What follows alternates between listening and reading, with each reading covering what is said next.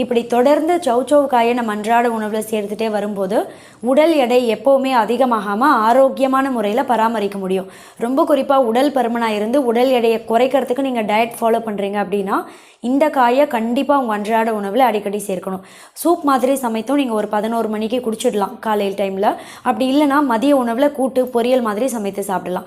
ரொம்ப குறிப்பாக பார்த்தீங்கன்னா உடல் எடை கரெக்டாக இருக்க மாதிரி இருக்கும். ஒரு சிலருக்கு தொப்பை மட்டும் அதிகமாக போட்டிருக்கோம் இல்லையா, வயிற்று பகுதியில் சுற்றி இருக்கக்கூடிய அந்த கெட்ட கொழுப்பு எல்லாத்தையும் குறைக்கக்கூடிய தன்மை இந்த காயில் ரொம்ப ரொம்ப அதிக அளவில் இருக்குது. சௌசௌ காய் அப்படின்றது கெலோரி அளவு ரொம்பவே கம்மி தான். அதே சமயம் நார் சத்து அப்படின்றது ரொம்ப ரொம்ப அதிகமுள்ள ஒரு காய். இது கண்டிப்பாக உடல் பருமனாக இருந்து உடல் எடையை குறைக்கணும்னு நினைக்கிறீங்கன்னா இந்த காயை உங்கள் அன்றாட உணவில் சேர்க்கணும்.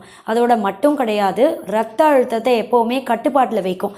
உயர் ரத்த அழுத்தம் ஏற்படாமல் தடுக்கும். அதாவது ஹை பிபி ஏற்படாமல் தடுக்கக்கூடிய தன்மை இந்த காயில் ரொம்ப ரொம்ப அதிக அளவில் இருக்குது. ஒருவேளை ஏற்கனவே ஹைப்பர் டென்ஷன் அப்படின்னு சொல்லக்கூடிய